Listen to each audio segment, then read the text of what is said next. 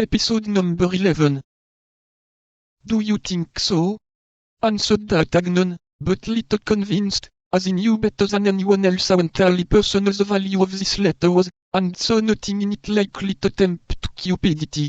The fact was that none of his servants, none of the travelers present, could have gained anything by being possessed of this paper. Do you say, resumed that Agnon, that you suspect that impertinent gentleman? I tell you I am sure of it, continued the host. When I informed him that your lordship was the protégé of Monsieur de Treville, and that you even had a letter for that illustrious gentleman, he appeared to be very much disturbed, and asked me where that letter was, and immediately came down into the kitchen, where he knew your doublet was. Then that's my thief, replied D'Artagnan. I will complain to Monsieur de Treville, and Monsieur de Treville will complain to the king. He then drew 2 crowns majestically from his purse, and gave them to the host, who accompanied him, cap in hand, to the gate, and remounted his yellow horse, which bore him without any further accident to the gate of St. Antoine at Paris, where his owner sold him for 3 crowns, which was a very good price, considering that D'Artagnan had ridden him out during the last stage.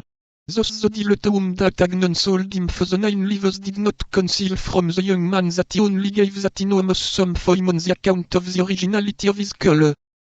Thus D'Artagnan entered Paris on foot, carrying his little packet under his arm, and walked about till he found an apartment to be let on terms suited to the scantiness of his means. This chamber was a sort of garret, situated in the Rue des Fossoyeurs, near the Luxembourg. As soon as the honest money was paid, D'Artagnan took possession of his lodging, and passed the remainder of the day in sewing onto his doublet and those some ornamental braiding, which his mother had taken off an almost new doublet of the elder M. D'Artagnan, and which she had given us son secretly. Next he went to the Quai de Ferraille to have a new blade put to his sword, and then returned towards the Louvre, inquiring of the first musketeer he met for the situation of the hotel of M. de Treville, which proved to be in the Rue du Vieux-Colombier, that is to say, in the immediate vicinity of the chamber had by D'Artagnan, a circumstance which appeared to furnish happy augury for the success of his journey.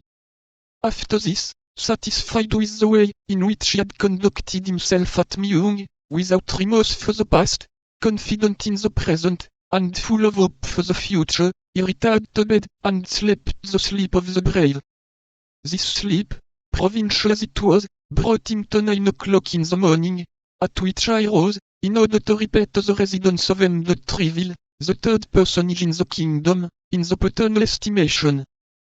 To the antechamber of M. de Treville.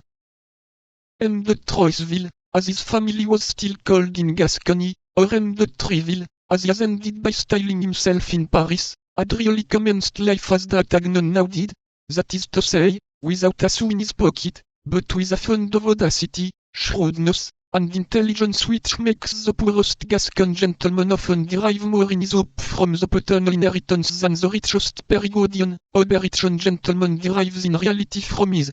His insolent bravery, his still more insolent success at a time when blows poured down like hail, had borne him to the top of that difficult ladder called court favour, which he had climbed 4 steps at a time.